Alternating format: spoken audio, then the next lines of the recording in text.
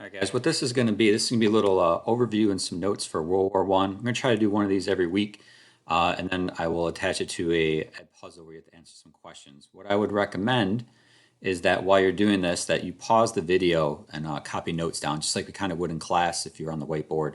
Copy the notes down and then continue the video and listen on. So again, this is on World War One, just kind of the causes and what goes on. First slide here, just we're looking at this picture of an artillery cannon. This is actually, if you look at it, you can see it's owned by the United States of America. And all the people you see around it are how many people it took to actually fire this cannon. World War One will be one of the first wars that will incorporate modern technology, and that's why the death rate will go up so much, because you have machines like this and then a bunch of other technology that we're going to look at here that will lead to a rather large death rate during this war. Okay. On our next slide here, we're talking about the four main reasons for the cause of World War One. It's called Main, M-A-I-N, because of first is M, militarism. Militarism talks about the increase in militaries. Each country was trying to outdo the other one by the size of the military, increasing the numbers of the people in the army to threaten the other ones. Another one is alliances. Because of militarism, countries will start joining forces with each other, saying that if one country's attacked, they're all attacked. They're trying to help each other out just in case a war does break out, so not by themselves. Another one's imperialism. Imperialism means when stronger countries take over weaker countries. A lot of European countries are doing this throughout the world, specifically in Africa. There's a lot of tension because they are getting into skirmishes in other parts of the world, and that those skirmishes and that tension will boil over into Europe. Another one is nationalism. We talk about pride in your country. We've seen this.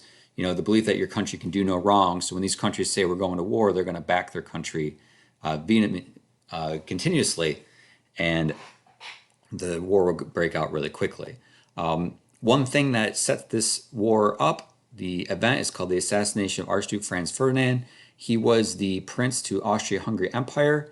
He's visiting a place in Bosnia that's controlled by Austria. Some people in Bosnia do not think they should be controlled by Austria, specifically Serbian nationals, and he'll be assassinated there. If you actually get a chance, you go to YouTube and look up the assassination of Archduke Franz Ferdinand. It's really interesting, the circumstances that actually lead to Archduke being killed, which will set off a war that kills over 20 million people. And the biggest thing that we need to know for us, and I put it in the biggest words I can, is the U.S. is not in war at first. We are not in the war in the beginning. We actually stay neutral. President Woodrow Wilson actually runs in 1916 under the slogan, "He kept us out of war." We try not to get involved. We try to stay to ourselves in the beginning of this war. All right, next slide here, talking about the technology of World War One. One reason that this war is going to be one of the most deadly at that time is going to be because of new technologies. One is the machine gun. Then you have tanks, chemical warfare, U-boats, and flamethrowers. In the next slides, I'll show you these weapons and talk about a little more. In the picture, you can see a guy in the bottom here standing in a trench, and the destruction around him from all these weapons. Okay, first, at the top here, you have a U-boat, or simply an underwater boat or submarine. Not like today. Today, they'd be perfectly round, a lot bigger, ran on nuclear power.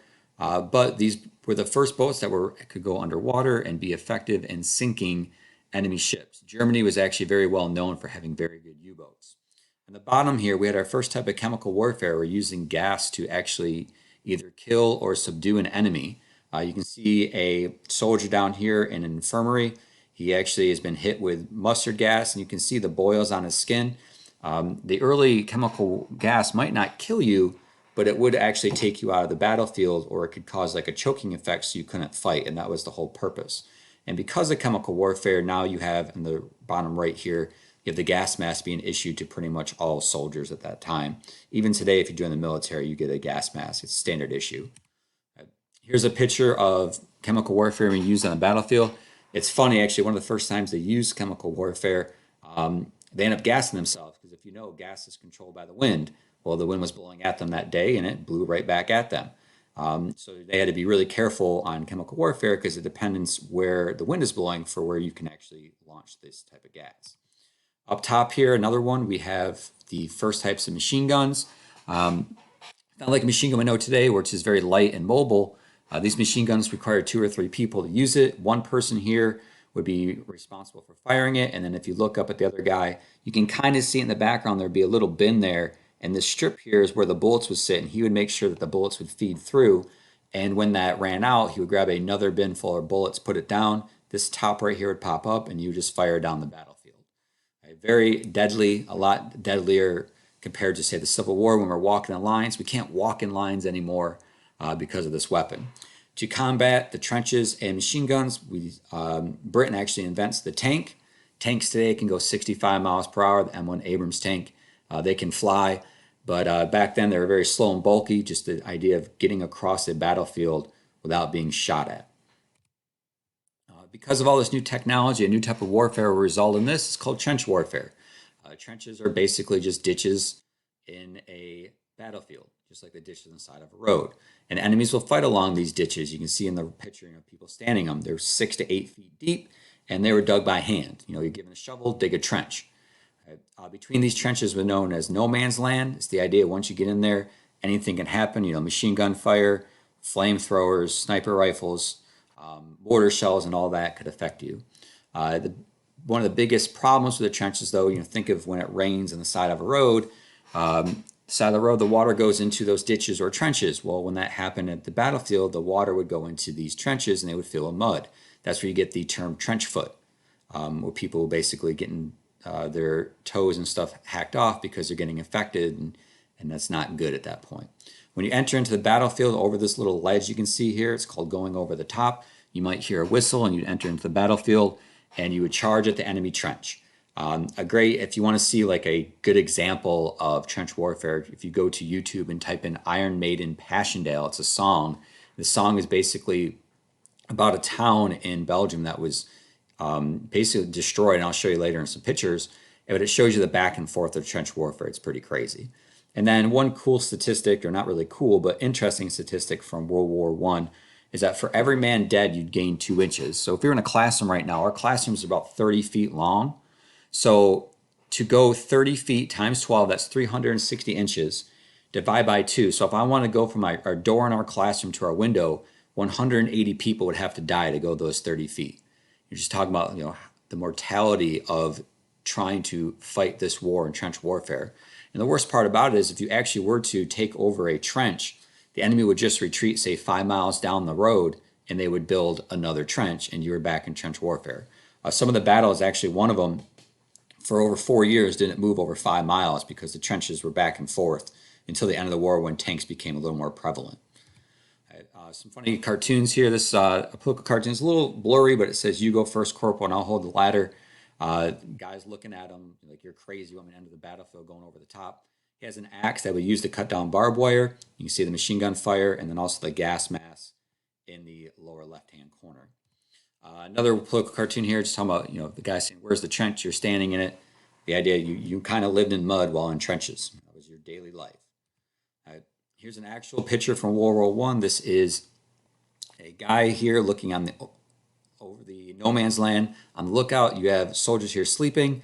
I always have students that tell me, are these soldiers dead? No, they would not be dead.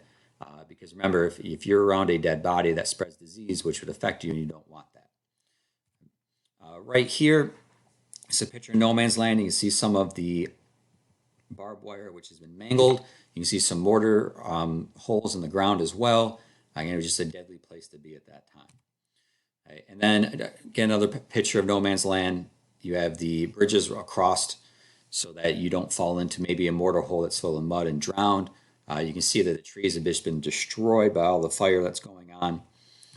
This one's actually, I think, really interesting. This is actually a town of Passchendaele in Belgium. If you look in the upper left, this is the town before the war, and you can see this little fish hook here. You got these 5 roads coming in the middle of town, and here is the church, because the church is the center of most European villages back then.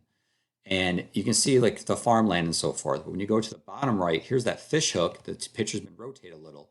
But you notice all these little holes. These are all mortar holes that have been drilled into this town. You can still see somewhat the church, but pretty much everything else has been destroyed in this town because of World War I. Okay. Read the biggest thing here, we're doing U.S. history. Why do we enter the war? Okay. Germany's sinking U.S. ships and passenger ships through unrestricted submarine warfare. We said that Germany had great submarines, And because of these great submarines, they're going to use them to sink our ships. It's called unrestricted submarine warfare. The problem is we're not in the war and they're sinking our ships. One of the most famous ships that's ever sunk is called the Lusitania. And in that, 128 Americans will die. You think of like Carnival Cruise Lines. That's what the Lusitania was. It was a passenger ship that took people across the ocean from one place to another. We're going to say that we were not transporting ammunition to Britain, but realistically were. Germany got word that we're transporting war material to England.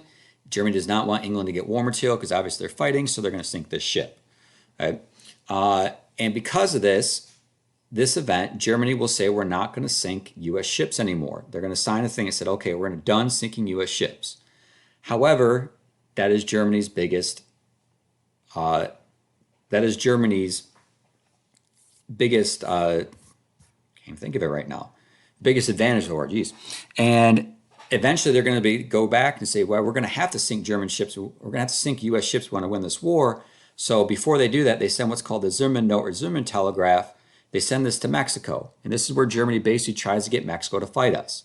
And in the letter, they're going to say, hey, Mexico, on such and such a date, we're going to continue unrestricted submarine warfare. When we do this, the United States is most likely going to start fighting us. And if they do that, we want you to try to help us, and us meaning Mexico help Germany, and Mexico would attack the United States in the United States. The idea was if we're fighting Mexico, we couldn't fight Germany in Europe. The problem is we actually intercept this note, and after we intercept this note, we've had enough with Germany to declare war. I always give an example in class, the idea, think of your best friend, and then think of someone you don't really like too well. Imagine being at your best friend's house and reading a letter from that person that you don't really like that's trying to get your best friend to fight you. That's pretty much what the Zimmermann Note is in a really brief nutshell. We intercept that note and we are 100% not for it. Here's what this note actually looks like. It actually came through Western Union. You have the coded messages. Obviously, codes were a big deal back then. Even today, involve multiple algorithms and so forth. But they sent this to try to get Mexico to fight us. Mexico does not fight us, obviously, and we will enter the war very quickly after this. Right here, I had you talk about one of the worksheets, talk about the CPI, the Committee of Public Information. I just have a couple quick propaganda posters because this is what the CPI was responsible for, which was propaganda. Propaganda is trying to persuade someone to do something. We see propaganda when we drive down, Highway 501, well, the billboards going into the beach all the time. In the left one here, it says, destroy this mad brute, list the United States Army. You can see in the background, here's Europe, and this is America, the body of water between it with the Atlantic Ocean. Basically saying if you don't enlist, Germany's going to come over to our country, and they're going to bring their culture, which is a stick, and they're going to start beating our country down, so you need to enlist to prevent Germany from spreading. Here's a very famous one in England. It says, whose absence it's you, kind of like the we need you poster from the Uncle Sam that you see. Then we have another one that says, halt the Hun, buy U.S. government war bonds. We're going to talk a lot more about war bonds in World War II. But war bonds is basically you giving the country, the United States, money to help fund the war. And in return, after a certain period of time, the United States will return your money with interest. So say you gave the United States $100 to fight the war. After maybe 15, 20 years, that $100 might be worth $190 or $200. So it's investing in the country at that point. You can do that with savings bonds as well. And on the right-hand side, you also have another one, Third Liberty Loan Campaign, Boy Scouts of America. The best way to arm America against Germany was to buy these war bonds to protect them. Again, the CPI, or Committee of Public Information, was responsible for this. We actually sell billions and billions of dollars of war bonds during World War II. The American people almost fund the whole entire war. It's pretty crazy how much money people give to the United States in that time period and how much we really believe in it. Okay. And that will actually be the end of it. Again, there'll be an ed puzzle to this. Make sure you answer the questions to it. Take them down as notes. I hope you guys are all safe. I'll be available this Thursday for a test review session from 11 to 11:30. Again, be safe. If you have any questions, please let me know. And I hope you guys are all good. Take care.